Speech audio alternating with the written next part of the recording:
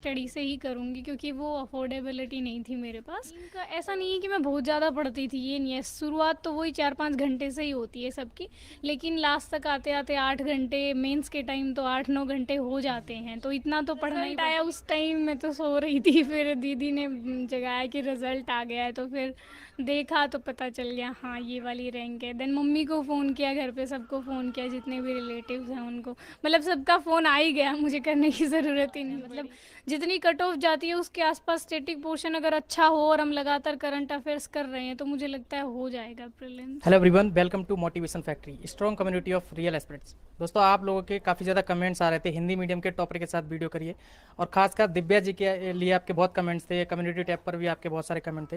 तो आज फाइनली हम दिव्या जी से मिल रहे हैं, तो उनकी हम जर्नी जानेंगे, किस तरीके से उन्होंने तैयारी करी। और उनके बारे में अगर मैं बता दूं तो फर्स्ट अटैम्प्ट में उन्होंने यूपीएससी क्लियर किया है, 438 उनकी रैंक है। और उनका हम्बल बैकग्राउंड था, बिल्कुल अभी उनके घर पे भी होकर आ रहे थे, बिल्कुल नॉर्मल परिवार जो होता है उसी तरीके से। तो उनकी माताजी से भी मैं मिला था, काफ़ी अच्छा लगा उनसे मिलकर। तो आज इनसे हम जर्नी उनकी जानेंगे, किस तरीके से तैयारी करी, क्या स्ट्रेटजी उनकी थी, क्या बुक्स फॉलो करी, कोचिंग लिया या नहीं लिया, हिंदी मीडियम के लिए खासकर क्या स्ट्रेटजी होनी चाहिए। तो ये सारी डिटेल इस वीडियो में कवर करेंगे। चैनल पर नए हो चैनल को सब्सक्राइब कर लेना, वीडियो पसंद आए वीडियो को लाइक करना। आप सभी लोगों के जो भी क्वेरीज होते हैं आप उन्हें डायरेक्ट इंस्टाग्राम पर मैसेज करके पूछ सकते हो। तो दिव्या जी, सबसे पहले तो बहुत बहुत बधाई आपको, आपके पूरे परिवार को, आपके चाहने वालों को। Thank you, thank you. तो आप अपनी जर्नी को थोड़ा शुरुआत से बताइए कि किस तरीके से आपने यूपीएससी की जर्नी की शुरुआत करी। उससे पहले आप अपना एजुकेशन बैकग्राउंड बताइए, कहाँ से शुरुआती पढ़ाई लिखाई हुई। प्राइमरी स्कूलिंग तो मैंने यहीं गांव से की है, उसके बाद मेरा नवोदय में सिलेक्शन हो गया था, 12th तक मैंने वहाँ पढ़ाई की है। उसके बाद मैंने अपनी ग्रेजुएशन यहीं गवर्नमेंट पीजी कॉलेज से की है, महेंद्रगढ़ से।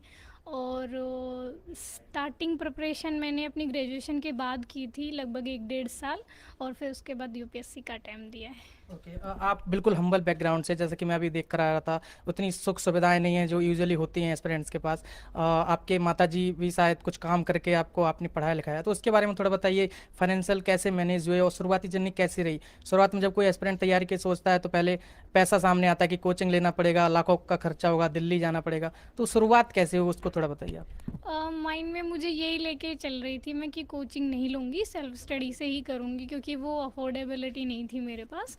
और मम्मी ने सपोर्ट किया है फाइनेंशियल, मैंने भी क्लासेस भी ज्वाइन की, मतलब स्कूल में पढ़ाया और ट्यूशन भी किया, इन सब से ही बस हो गया, मम्मी ने किया, आई डोंट नो। ओके, तो मैं आपकी स्ट्रेटजी जानना चाहूँगा। हिंदी मीडियम से काफ़ी एस्पिरेंट्स हैं, वो स्ट्रगल कर रहे हैं, और एक जो बोला जाता है कि हिंदी मीडियम के साथ यूपीएससी बायज होता है। तो हिंदी मीडियम से आपके क्या क्या रिसोर्सेज थे, शुरुआती पढ़ाई लिखाई आपने स्ट्रेटजी कैसे बनाई, क्या बुक्स फॉलो करी, थोड़ा उसको बताओ। मुझे ऐसा नहीं लगता कि यूपीएससी में कहीं भी बायसनेस है मीडियम को लेके, और हिंदी मीडियम से इस बार तो काफ़ी अच्छा रिजल्ट भी आया है। बुक्स तो वही फॉलो करनी होती हैं जो इंग्लिश मीडियम के लिए होती हैं, वो हिंदी मीडियम के लिए भी होती हैं, जो स्टैंडर्ड बुक्स होती हैं। लेकिन बस लगातार मुझे लगता है रिसोर्सेज ज़्यादा कलेक्ट करने से बेहतर है कि हम उन्हीं को बार बार रिवाइज़ करें।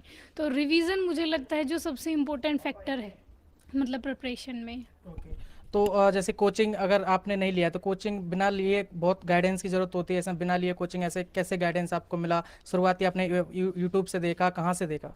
हाँ, शुरुआत में तो यूट्यूब से, फिल्म्स तो मैंने अपना सेल्फ स्टडी से यूट्यूब से और गूगल से, जो भी साइट्स होती हैं उनसे किया।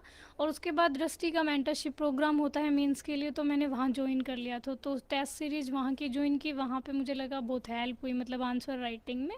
देन इंटरव्यू के लिए तो मॉक इंटरव्यूज़ दिए ही हैं। ओके, तैयारी कहाँ पर आपने करी रह के।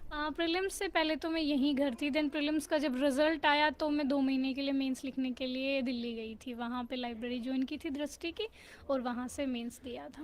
ओके, यूपीएससी के लिए मोटिवेशन की बहुत ज़रूरत पड़ती है इस जर्नी में। इंस्पिरेशन कोई ना कोई आपकी होगी, तो वो मोटिवेशन, वो पावर कहाँ से आती थी कि मुझे अच्छे से तैयारी करना है और आईएएस आईपीएस जो आपको पोस्ट जो भी मिले वो हासिल करनी है। तो वो शुरुआती मोटिवेशन कहाँ से आता था।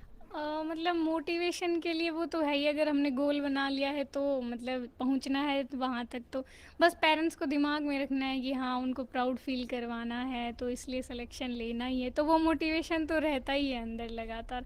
हाँ, बीच बीच में ऐसा लगता है कभी कभी कि बहुत मतलब स्ट्रेस वाली चीज़ें हो गई, लेकिन वो सभी के साथ होता है, मतलब हमें लगातार खुद को ही मोटिवेट करके रखना पड़ता है। ओके जैसे लड़कियों के साथ यूजुअली होता है, लड़कियों को इतना चांस नहीं दिया जाता, और खासकर गांव में, आप गांव से बिलोंग करते हो, तो लड़कियों को क्या होता है, गांव में घर के काम बहुत करवाए जाते हैं, खाना पीना बनाना, बहुत जिम्मेदारी उनके ऊपर डाल दी जाती है। तो आपके साथ भी ऐसा होता था? फिर टाइम मैनेजमेंट कैसे करते थे आप? कितने घंटे पढ़ाई करते थे? मतलब मुझे घर पे तो काम नहीं करना पड़ता था, सिस्टर है मेरी वो कर लेती थी, और मम्मी ने भी कभी ऐसे फोर्स नहीं किया कि काम करना है।